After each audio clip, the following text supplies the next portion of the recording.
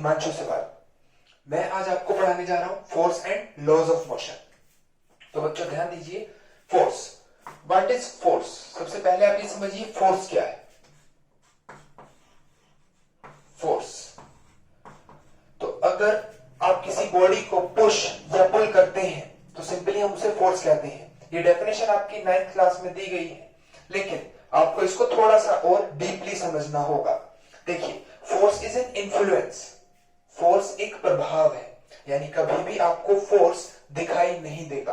आप किसी ऑब्जेक्ट पर फोर्स लगा रहे हैं तो आप उससे उसकी पोजीशन ऑफ स्टेट, रेस्ट की या मोशन की चेंज कर सकते हैं। मान लीजिए कोई बॉडी है, ये रेस्ट में रखी हुई है। आप अगर इस पर फोर्स लगाएं तो आप इस रेस्ट में रखी हुई बॉडी को मोशन में ला सकते हैं। तो ये क्या है? Effect of force. ठीक, आप सिंपली कह सकते हैं force is an influence due to which we can change the state of a body. If a body in rest we can move the body. अगर बॉडी रखी हुई है तो आप उसे मूव करा सकते हैं। अगर बॉडी ऑलरेडी मूव कर रही है तो आप उस पर फोर्स लगा के उसको स्टॉप कर सकते हैं। यानी you can stop a moving body. आप एक मूविंग बॉडी को स्टॉप कर सकते हैं बाय फोर्स। आप एक बॉडी की डायरेक्शन को चेंज कर सकते हैं। आप उस बॉडी की स्पीड को चेंज कर सकते हैं, बढ़ा भी सकते हैं और घटा भी सकते हैं। तो ये सब क्या है बच्चों? Effect of force. क्लियर है? तो force is an influence due to which we can change the state of rest of the body, motion of the body, change the speed, change the direction. ठीक है, अब हम पढ़ते हैं types of force. Types of force, force के types क्या क्या है? तो बच्चों टाइप्स ऑफ फोर्स देखिए, एक तो है बैलेंस्ड फोर्स और एक अनबैलेंस्ड फोर्स। बैलेंस्ड फोर्स और दूसरा है बच्चों अनबैलेंस्ड फोर्स। तो बैलेंस्ड फोर्स क्या है? वो फोर्स, बैलेंस्ड फोर्स वो फोर्सेस हैं जिनकी वजह से कोई बॉडी रेस्ट में है तो रेस्ट में रहे। यानी कि मैं कह सकता हूं कि वो फोर्स जिन सभी का रिजल्टेंट जीरो। मान लीजिए एक ब्लॉक है, ये ब्लॉक यहां रेस्ट में रखा हुआ है। ठीक, ग्राउंड पर ये ब्लॉक रेस्ट में रखा है, तो क्योंकि ये ग्रेविटेशनल फोर्स नीचे लगा रहा होगा और उस एक्शन का रिएक्शन फोर्स ऊपर लग रहा होगा। ना ये ब्लॉक नीचे जा रहा है और ना ऊपर। इसका मतलब ये दोनों फोर्सेस इक्वल और अपोजिट हैं। मान लीजिए मैं इस फोर्स को ब्लॉक को मूव कराने के लिए F फोर्स लगाऊं, लेकिन उसके बावजूद भी ये ब्लॉक मूव नहीं हुआ क्योंकि यहां से फ्रिक्शन फोर्स लग रहा था। तो ये F और फ्रिक्शन फोर्स ये दोनों भी बराबर हैं। तो इस वक्त इस ब्लॉक पर टोटल 4 फोर्स लग रहे हैं, उसके बावजूद भी ये ब्लॉक रेस्ट में है। कहा है ब्लॉक? रेस्ट में। तो अगर ये ब्लॉक रेस्ट में है तो मैं कह सकता हूं कि इन चारों फोर्सेस का रिजल्टेंट वो क्या होगा? जीरो। यानी कि ये कैसे फोर्स है? Balanced force. तो balanced force are those forces whose resultant या whose net force are zero, जिसका नेट रिजल्टेंट जीरो। यानी कि अगर किसी बॉडी पर हम बैलेंस्ड फोर्स लगाते हैं तो वो बॉडी रेस्ट में रहेगी। If we apply balanced force on a body then the body will remain in rest. Clear? अब अनबैलेंस्ड फोर्स क्या है?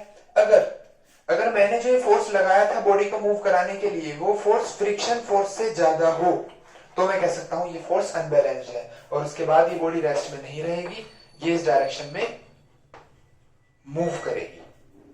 यानी कि अनबैलेंस्ड फोर्स वो फोर्स है जिन सभी फोर्सेस का नेट रिजल्टेंट जीरो ना हो। यानी कि एक बॉडी के ऊपर अगर अनबैलेंस्ड फोर्स लगाया जाए तो बॉडी मूव करे, उसे हम क्या बोलते हैं बच्चों? Unbalanced force. ठीक है, आप फोर्स की यूनिट याद रखिएगा, यूनिट ऑफ फोर्स। तो फोर्स की एसआई यूनिट जो है बच्चों वो है न्यूटन। न्यूटन, और इसको हम डिनोट करते हैं N. It is noted by capital N. Capital N से हम न्यूटन को डिनोट करते हैं। चलिए, तो आपको फोर्स क्लियर हो गया। फोर्स के दोनों टाइप, बैलेंस्ड फोर्स और अनबैलेंस्ड फोर्स क्लियर हो गए। अब हम देखते हैं नेक्स्ट लॉज ऑफ मोशन। और लॉज ऑफ मोशन के अंदर सबसे पहले हम देखेंगे first law, laws of motion. मैं पहले बताने जा रहा हूं आपको first law of motion. Motion का फर्स्ट लॉ तो what is first law of motion? It states that first law of motion ये कहता है कि the body in rest will remain in rest and the body in motion will remain in motion with uniform speed. जिस speed से वो body move कर रही थी वो उसी स्पीड से मूव करती रहेगी, या जो बॉडी रेस्ट में रखी है वो रेस्ट में रहेगी जब तक उस पर कोई एक्सटर्नल फोर्स ना लगे।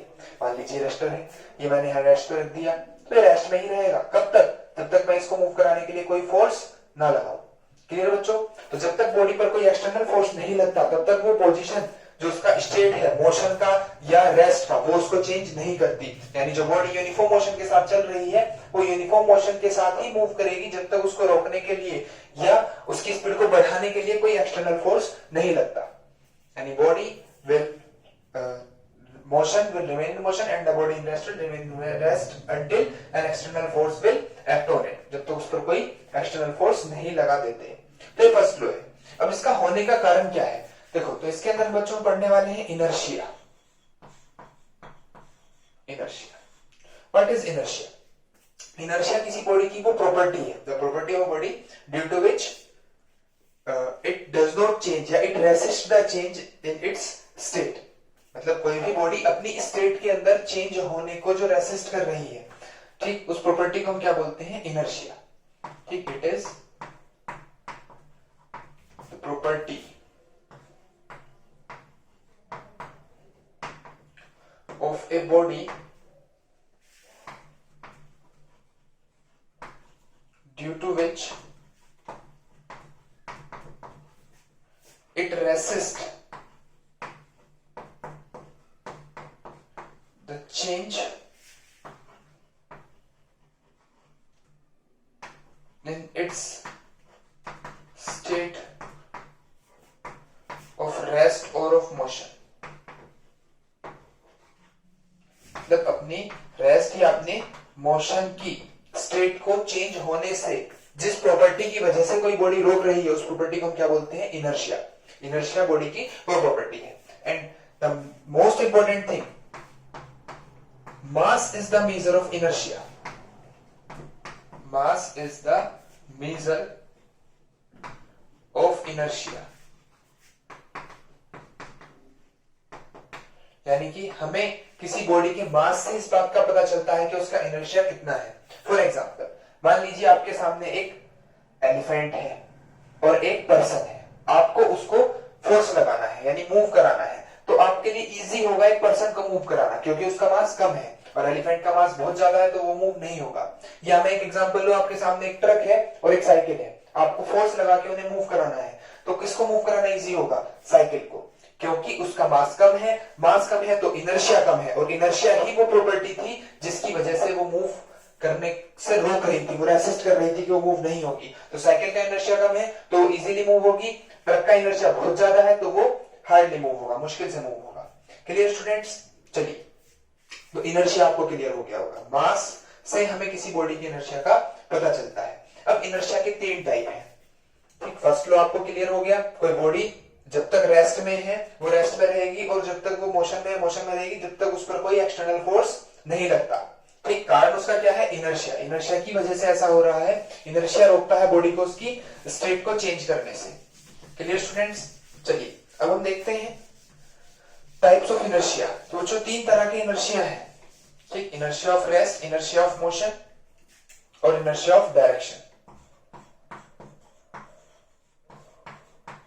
इनर्शिया ऑफ रेस्ट, तो सबसे पहला मैं आपको इनर्शिया ऑफ रेस्ट बताने जा रहा हूं, फिर सेकंड हम पढ़ेंगे इनर्शिया ऑफ मोशन, और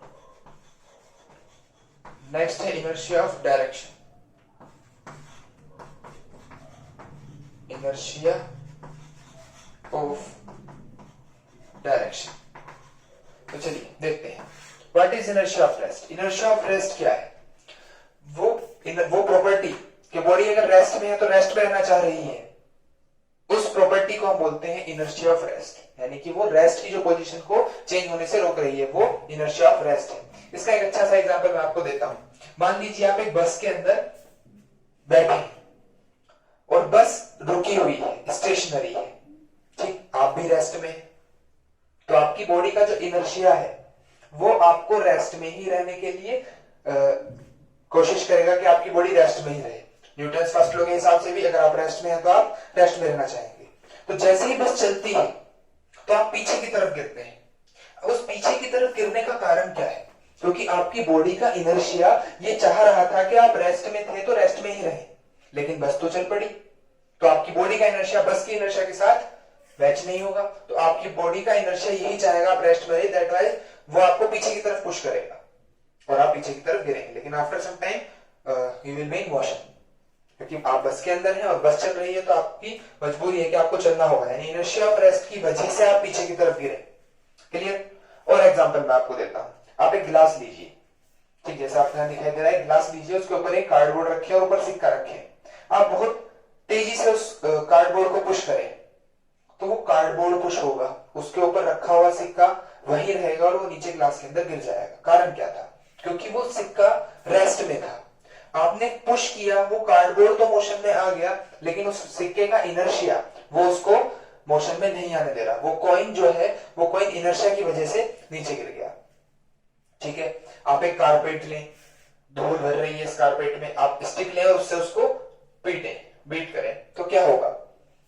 कारपेट का जब स्टिक से फोर्स लगा तो कारपेट तो पीछे मूव हो गई, लेकिन जो डस्ट पार्टिकल्स थे वो इनर्शिया ऑफ रेस्ट की वजह से वही रहे और कारपेट से अलग होने की वजह से, ग्रेविटेशन फोर्स की वजह से वो नीचे गिर गए। तो कारपेट से जो धूल निकलती है स्टिक मारने पर, उसका कारण भी इनर्शिया ऑफ रेस्ट है। और मान लीजिए आप एक पेड़ है, पेड़ की डाली को हिलाते हैं तो जो आम है या मतलब कोई भी फल या कोई पत्ती वगैरह वहां होगी वो टूट के गिर जाएगी। कारण क्या है? आपने उसकी डाली को हिलाया, वो तो मोशन में आ गई, लेकिन जो फ्रूट है या फिर लीव्स हैं वो रेस्ट में है, वो अपने इनर्शिया की वजह से रेस्ट में रहना चाहेंगी और वहां से टूटकर नीचे गिर जाएगी। तो बहुत सारे एग्जांपल है इनर्शिया ऑफ रेस्ट के। आपको उम्मीद करता हूं इनर्शिया ऑफ रेस्ट समझ में आ गया होगा। चलिए अब इनर्शिया ऑफ मोशन के बारे में हम देखते हैं।